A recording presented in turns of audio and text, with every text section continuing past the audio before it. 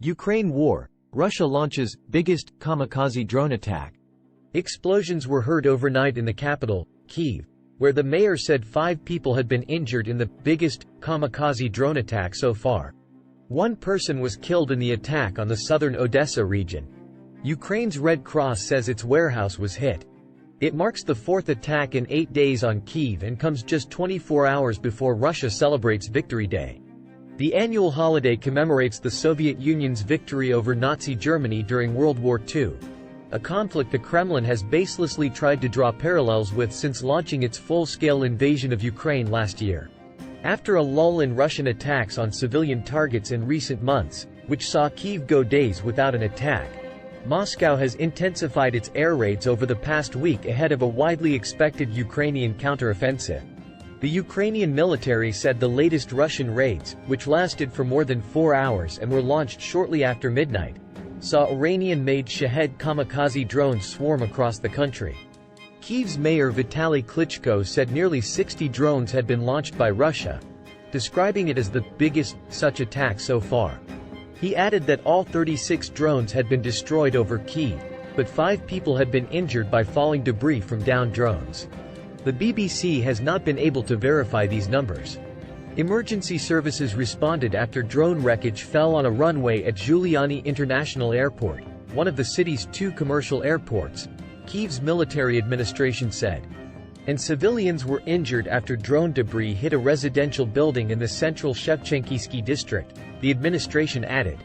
Elsewhere, in the Black Sea port city of Odessa, a warehouse was set ablaze after 8 missiles were fired at targets by Russian bombers, Ukrainian officials said.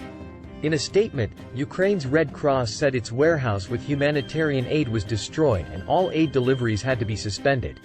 Natalia Humanyuk, a spokesperson for Ukraine's Southern Command, later said a body of a man, a security guard, was pulled from the wreckage.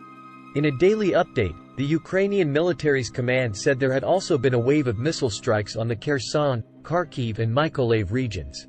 At least 8 people, including a child, were injured in 2 villages in the southern Kherson region, local officials said. In Zaporizhia, the head of the Russian-installed administration, Vladimir Rogov, said Russian forces hit a warehouse and a Ukrainian troop position in the small city of Orikhiv. On the Eastern Front, the Ukrainian commander of forces in the besieged eastern city of Bakhmut said Russian troops had stepped up shelling, in a bid to take the city by Tuesday's celebrations. Russian troops and fighters from the Wagner Group, a private military company, have been trying to capture Bakhmut for months, despite its questionable strategic value. Over the weekend, Wagner's founder Yevgeny Prigozhin appeared to U-turn on a threat to withdraw from the city after he was promised fresh ammunition supplies by the defense ministry in Moscow. Meanwhile, Ukrainian President Volodymyr Zelensky announced that the 9th of May would from now be celebrated as Europe Day, in line with the European Union. The move, which needs parliamentary approval, is seen as a pointed rebuke to Russia. Mr. Zelensky said he had signed a decree that the day would commemorate European unity and the defeat of Russism, a term that is shorthand for Russian fascism. He also said that the 8th of May would now officially be a day of remembrance and victory, as marked in many countries around the world.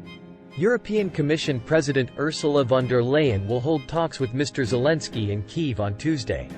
Meanwhile, as Russia is preparing for Tuesday's Victory Day parade on Moscow's Red Square, the Kremlin is yet to reveal what President Vladimir Putin's role will be at the annual event. Last year, Mr. Putin addressed the marching troops and was seen sitting among World War II veterans in the VIP box.